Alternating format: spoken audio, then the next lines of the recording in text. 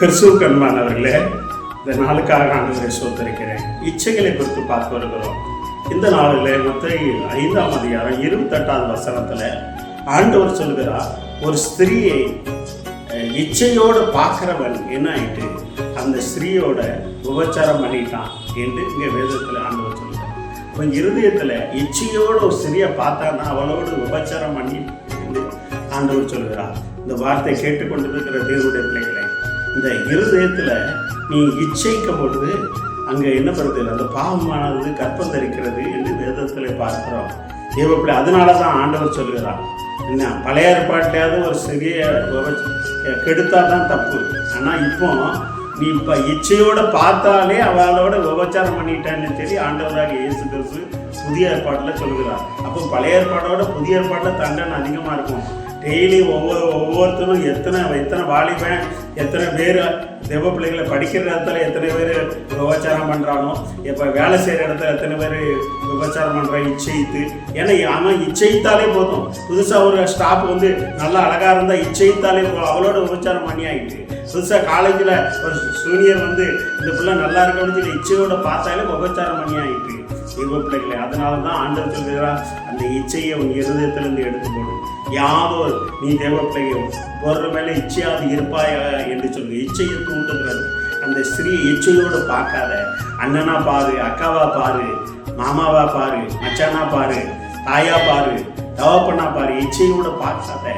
இந்த வார்த்தை கேட்டுக்கொண்டு இருக்கிற சகோதரனை சகோதரியே, சிஸ்டர் சோத்திரம் சோத்திரம் சொல்லிட்டு உள்ள அங்கே இச்சையோடு நீ பார்த்துக்கிட்டு இருந்தா விசாசி சொல்லுவான், எல்லாம் பாரு அப்படின்னு சொல்லி உன்னை அப்படியே ஒரு கமத்து போட்டு கமத்திடுவான்.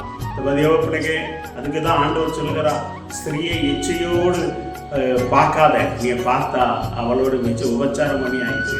அது ஆணாக இருந்தாலும் தான், பெண்ணாக இருந்தாலும் தான், வாலிபனாக இருந்தாலும் தான், முதியவராக இருந்தாலும் தான், கல்யாணம் முடித்தவனாக இருந்தாலும் தான், யாராக இருந்தாலும் அதுதான். இந்த வார்த்தை கேட்டுக்கொண்டிருக்கிற தேவனுடைய பிள்ளைகளே, ஆண்டவர் சொல்லுகிற காரியம் அதுதான். அந்த இச்சையை சிறிய இச்சையோடு பார்க்கிற ஆண்டவரே, இந்த பாவம் இந்த இச்சையை தூண்டுகிற ஆவி என்னை விட்டு எடுத்து போட வேண்டும் சொல்லி நீ கேட்கப்படுது. ஆண்டவர் உனக்கு உதவி செய்கிற தேவனாய் இருக்கிறார். ஒவ்வொரு நாளும் வெளியில போகும்போது, காலேஜுக்கு போகும்போது, வேலைக்கு போகும்போதும் ஆண்டவரே எனக்குள்ள இந்த இச்சையின் ஆவி, எந்த பெண்களை பார்த்தாலும் எந்த ஸ்திரியை பார்த்தாலும் ஆண்டவரே எனக்கு அந்த இச்சையை தூண்டக்கூடாது. ஏன்னா வேதவசனமுடைய வசனம் சொல்லுகிறது, ஒரு ஸ்திரியை இச்சையோட பார்க்கிறவர் அவளோட விபச்சாரம் பண்ணி ஆயிட்டுன்னு சொல்லி. ஆண்டவரே அதே போல அந்த அடுத்த கண்களும் எங்களை இச்சையோட பார்க்க கூடாது என்று சொல்லி இரத்த கோட்டைகளை மூடி மறைத்துக் கொள்ளும். அப்பேற்பட்ட ஆவி எங்களை விட்டு நீர் எடுத்து போடும். நாங்க அப்பேற்பட்ட ஆவிக்கு இருதயத்துல அந்த இச்சைக்கு இடம் கொடுக்காதபடி எங்களை விலைக்கு காத்துக்கிறோம் சொல்லி நீ இயேசு இடத்துல கேட்கும் போது இயேசு அப்பா உனக்கு உதவி செய்வார். அவர் மட்டும்தான் உதவி செய்யும். பாவம் செய்யாத மனுஷன் யாரும் இல்லைன்னு சொல்லப்படுகிறது. மனுஷரால் கூடாதுன்னு சொல்லுவேன், இயேசுவால் மட்டும்தான். ஏன்னா இச்சையை தூண்டுறது பிசாசுடைய வேலை. பாரு என்ன அழகா இருக்கா இச்சையை. தெய்வ பிள்ளைகளை கிடைச்சா நமக்கு இவ்வளோ போல ஒரு கொண்டாட்டி கிடைக்கணும், இவ்வளோ போல ஒரு துணை கிடைக்கணுமே, அங்கன்னா உடனே விபச்சாரம் பண்ணியாயிட்டு அதுக்கு இடம் கொடுக்காதபடி, அந்த ஆவிக்கு இடம் கொடுக்காதபடி. இதுவரை நீ வேற தேவ பிள்ளைகளை, நீ இதுக்கு முன்னாடி எத்தனை பேர் கூட விபச்சாரம் பண்ணியே தெரியல தேவ பிள்ளைங்க. சிலவன் வாலிபனே அப்படி இருப்பான், சிலவன் கல்யாணம் முடிச்சவனா இருப்பான், சிலவன் கிழவனும் அப்படிதான் இருக்கான் தேவ பிள்ளைங்க. அதனால எனக்கு இடம் கொடுக்காத. அந்த இச்சை சிறிய இச்சையோடு அந்த தூண்டுகிறார், அந்த பார்க்குற அதுக்கு நீ இடம் கொடுக்காத. உன் கண்ணுக்கு நீ என்ன பண்ண தேவ பிள்ளைகளை, உன் கண்ணுக்கு பரிசுத்தப்படுத்து, உன் இருதயத்தை பரிசுத்தப்படுத்து, இருதசனை பண்ணிக்கா. ஆண்டவரே எனக்கு இப்பேற்பட்ட எண்ணங்கள் வரக்கூடாது என்று சொல்லி. இவன் நீ அதிகாரியா இருக்கலாம், யாரா இருக்கலாம், மந்திரியா யாரா இருக்கலாம், இவ பிள்ளைங்க அந்த இச்சையை ஒரு சிறிய இச்சையோடு பார்க்கும்போது, சபையினாலும் சரி, கோயிலெல்லாம் சரி, தேவ எங்கெல்லாம் சரி, இச்சையோடு பார்த்து அவளோட விபச்சாரம் பண்ணி ஆயிட்டு.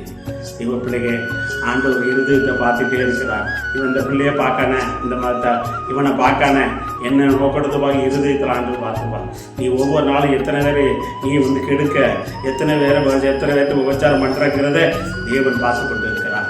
ஒருவேளை இதுவரை அப்படி பண்ணியிருந்தான் ஆண்டவருடைய கருத்தை ஒப்பு கொண்டு, ஆண்டவரே இதுல இருந்து விடுவி என்று சொல்லிக்க, ஆண்டவர் நிச்சயமாக உன்னை விடுவிக்க வல்லவராக இருக்கிறார்.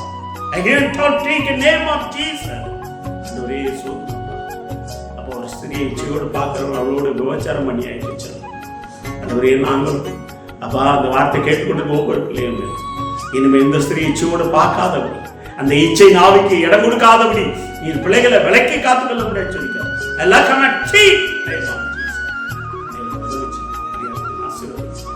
இயேசுவின் நாமத்தை ஆசீர்வதித்து ஜெயம் எடுக்கிறோம். நல்லது. God bless you. யாரையும் இச்சையோடு பார்க்காதங்க. இந்த பெண்களையும் உங்களுக்கு இதுவரை பார்த்துருந்தீங்கன்னா ஆண்டவர் ஒப்பு கொடுங்க. கர்த்தர் ஆண்டவர் உங்களுக்கு உதவி செய்வார். God bless you.